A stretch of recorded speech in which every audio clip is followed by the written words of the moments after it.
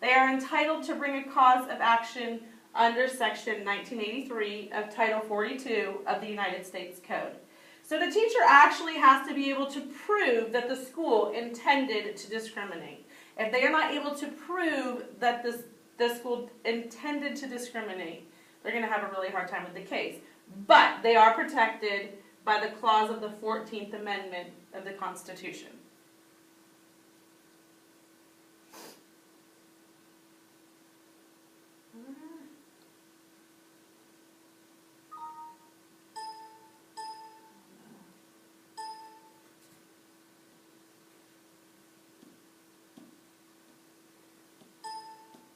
Okay.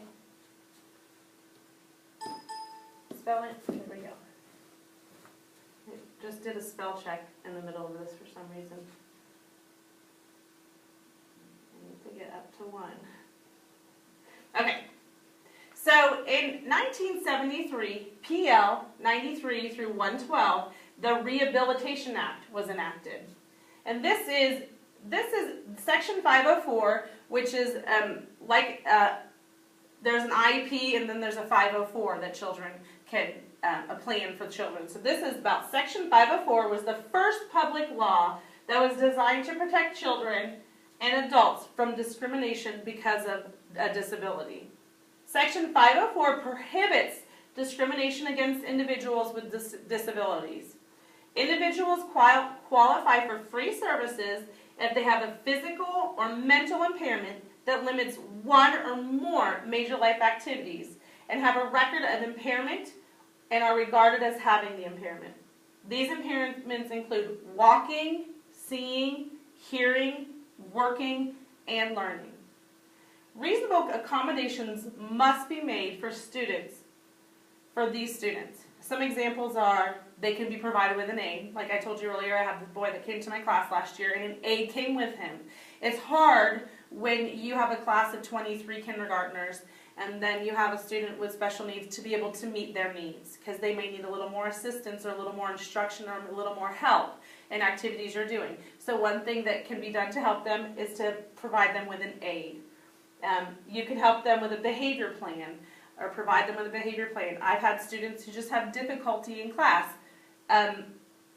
Some with a diagnosis for a disability and some that just have a hard time in class, and you can provide them with a behavior plan. It sets goals for them to reach. It doesn't mean they have to have a perfect day every day, but it sets goals for them that are attainable, that they can be rewarded for if they can reach those goals on a behavior plan. And then you can also provide them with provision of study areas. The Rehabilitation Act also provides appropriate free education for all people 3 to 21 years old. So here's a little bit of the IEP versus a 504. An IEP is required because of IDEA, an educational law. It provides specialized instruction. It focuses on what the student is learning. It states the states receive additional funding for eligible students, and a person needs to have one or more of the 13 listed disabilities for an IEP. A 504 plan is required because of the Rehabilitation Act that we just talked about, which is a civil rights law. A 504 provides accommodations. It focuses on how the student is learning, and states do not receive additional funding for a 504. So if a student is on an IEP, the states will receive additional funding. If a student is on a 504 plan, they do not receive additional funding.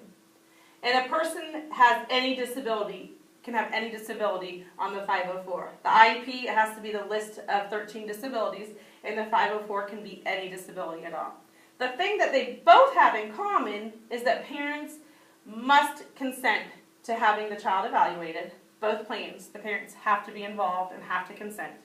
And they both have no cost to parents. Parents do not have to pay anything for an IEP or a 504. And they both work to meet the needs of the person receiving the plan.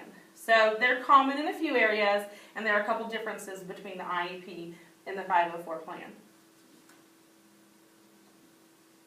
In 1975, PL 94 through 142 was passed.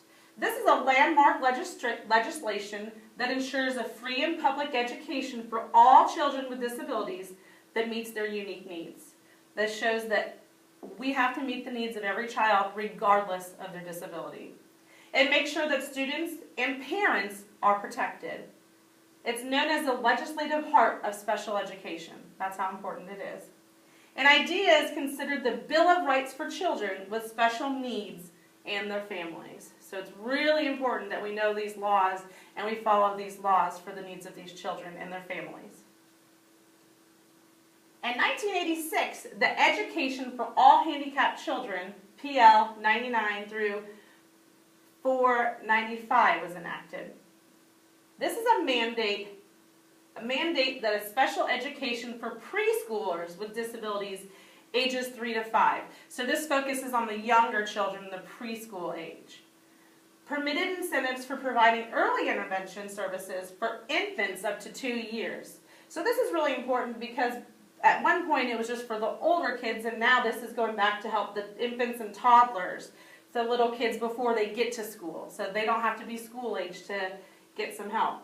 Individualized Family Service Plans, which is also called an IFSP, for infants and toddlers were established. This was in 1986. The label developmentally delayed was created.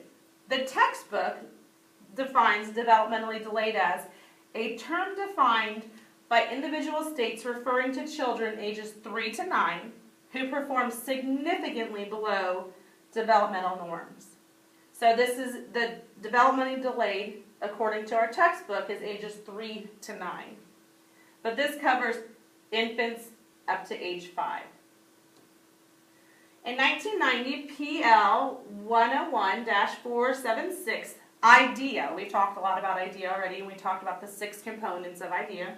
The name of legislation changed to IDEA, Individuals with Disabilities Education Act.